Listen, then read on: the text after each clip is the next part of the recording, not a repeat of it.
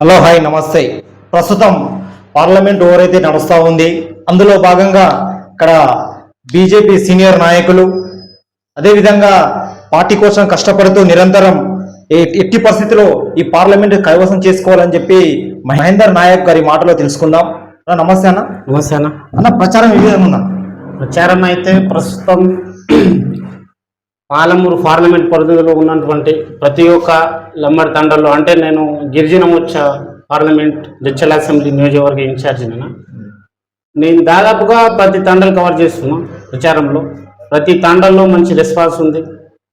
పార్టీకి ఓట్లు వేస్తాం, నరేంద్ర మోడీ ఆకర్షణ పథకాలను చూసి కానీ, డీకే అన్నమ్మని చూసి కానీ ప్రతి ఒక్క తండల్లో మంచి రెస్పాన్స్ ఉంది. పార్టీ ఓటేస్తామంటారు, గెలిపిస్తామంటారు అన్న ప్రజలైతే తండల పూర్తి చైతన్యం అయితే నడుస్తుంది. ఇప్పుడు యాక్చువల్గా చెప్పాలంటే మీరు తాండలకు వెళ్ళే టైంలో వాళ్ళు ఏ విధంగా మిమ్మల్ని ప్రచారం చేసేటప్పుడు ఏ విధంగా రిసీవ్ చేసుకుంటున్నారు?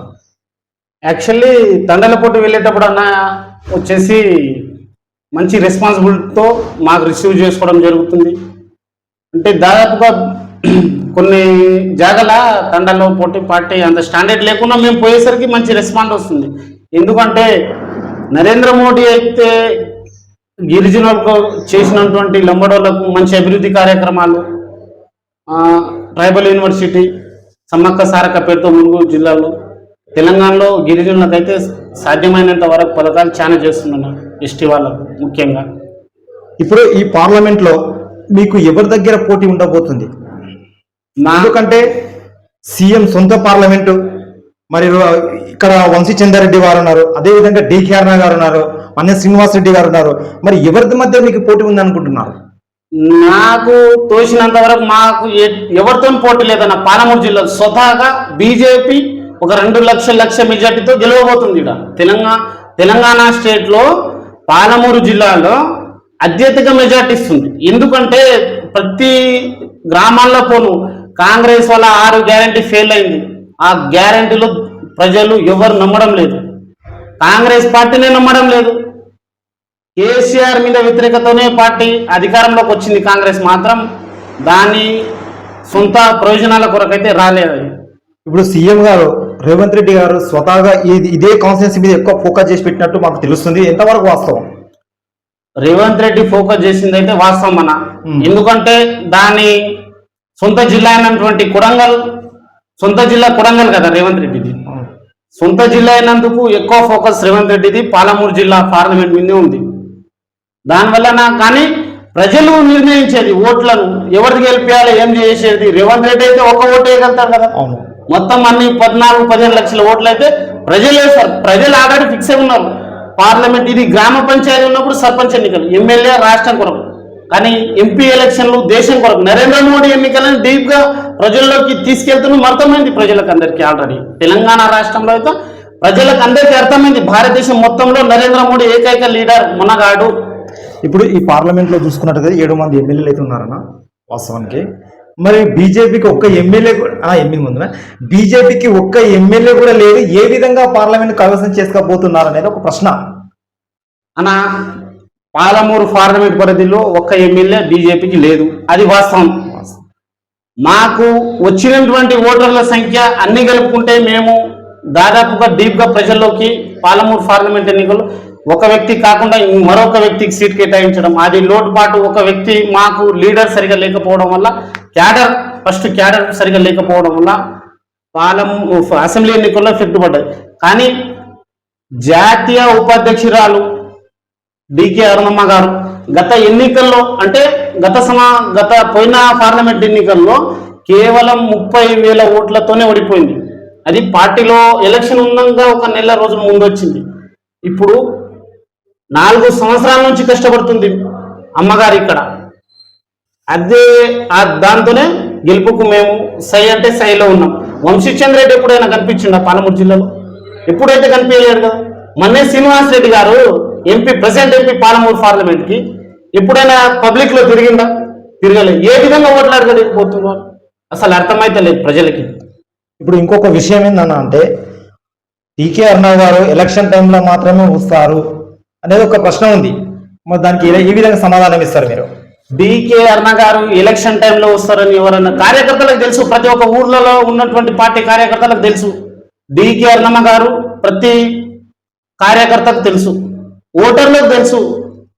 ప్రతి విలేజ్లలో పోతుంది, అవసరం ఉంటే వెళ్తుంది, కార్యక్రమాలు చేస్తుంది. అది ఉత్త పుకారు మాత్రమే, ఎలక్షన్ ఉన్నప్పుడు వస్తుంది అనే మాట అది వాస్తవం కాదన్న.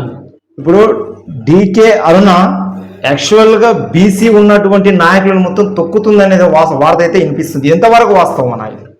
బీసీ నాయకులకని తొక్కుతుందని ప్రజలు అంటారు అని పబ్లిక్ కాదన్నా. ఓటర్లు అయితే అంటలేరు కదా, లీడర్లు అంటుర్రు. పెద్ద లీడర్లు వాళ్ళకి అవసరం కొద్ది ఏమైనా ఉపయోగపడకుంటే ఆ లీడర్లు అంటారు, కానీ ప్రజలు బీసీ వ్యతిరేకత కాదు కదా. ఇదే శాంతి కుమార్ గారు ఎన్నో సంవత్సరాల నుంచి పార్టీ కోసం కష్టపడినటువంటి ఒక బీసీ వ్యక్తి, అలాంటి బీసీ వ్యక్తికి టికెట్ ఇవ్వకుండా ఈరోజు డీకే అన్నకి టికెట్ ఇచ్చారు అనేది ఒక బలంగా వార్త అయితే వస్తుంది. దీని గురించి చెప్పండి మీరు. శాంతి కుమార్ గారికి యాక్చువల్లీ మంచి వ్యక్తి, పార్టీ కొరకు కష్టపడ్డటువంటి వ్యక్తి బండారి శాంతి కుమార్ సార్ గారు. ప్రెసెంట్లీ మా రాష్ట్ర బీజేపీ వెన్నుపూట పాలమూరు పార్లమెంట్కి అయితే Shanti Kumar sir full supported candidate. ఏ టైంకు కార్యకర్త వెళ్ళి డోర్ కొట్టినా లేచే వ్యక్తి శాంతి కుమార్ సార్ గారు.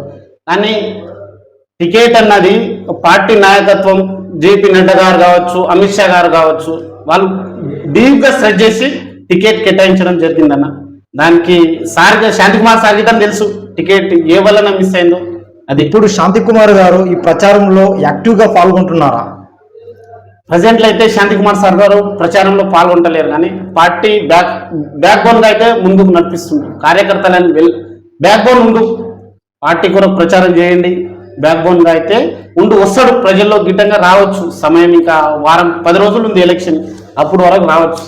ఈ పార్లమెంట్ ఎలక్షన్ తర్వాత మీరు కౌన్సిలర్గా కాదుగా, ఒక విలేజ్ కాబట్టి మీది ఒక సర్పంచ్గా, ఎంపీటీసీగా, ఎంపీపీగా నిలబడే అవకాశాలు ఉన్నాయా?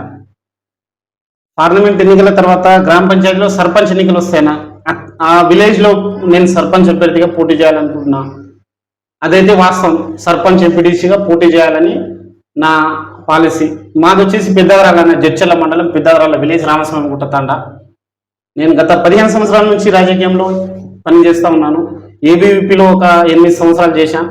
నా విద్యాభ్యాసం పూర్తి ఉన్నంత రోజులు నేను ఏబీపీలో చేశాను. దాని తర్వాత బిజినెస్, అక్కడి నుంచి పార్టీలో జాయిన్ అయ్యా. తెలంగాణ రాష్ట్రంలో తెలంగాణ ఉద్యమంలో పూర్తి సమయం కేటాయించాను. ఆ రోజు అసెంబ్లీ తెలంగాణ ఉద్యమం కొరకు నారాయణపేట నుంచి ఉస్మానియా యూనివర్సిటీ వరకు 15 రోజులు ఏబీవీపీ మహాపాదయాత్ర అనే పేరుతోని నేను ఆ పాదయాత్ర మొత్తం పాల్గొన్నాను. ఎక్కడైతే నారాయణపేట నుంచి స్టార్ట్ చేసినామో 15 రోజులు జడ్చెర్ల, కల్వకుర్తి, ఇలా ఆమన్గల్, అలా యూనివర్సిటీ వరకు అయితే 15 రోజులు నా వంతుగా నేను కృషి చేసిన. తెలంగాణ ఉద్యమం లాఠీలతోని దెబ్బలు తిన్నాం, పోలీస్ స్టేషన్ ప్రతిరోజు కేసులైనాయి. ప్రతిరోజు కష్టపడ్డాం తెలంగాణ కొరకు. ఏదేదో అనుకున్నాం తెలంగాణ రాష్ట్రం వస్తే, ఏది కాలే. ఇప్పుడు ఇంకొక విషయం, లాస్ట్ క్వశ్చన్, ఎంత మెజార్టీతో డీకే అరుణ గెలవబోతున్నారు? ప్రజల స్పందన చూస్తే పాలమూరు పార్లమెంట్ పరిధిలో ఉన్నటువంటి అన్ని గ్రామాల్లో తండాల్లో చూస్తే డీకే అరుణమ్మ గారు 1,00,000 మెజార్టీ కంటే పైనే గెలవవచ్చని అంచనా. Okay, thank you so much అన్న. Thank you. మీ మంచి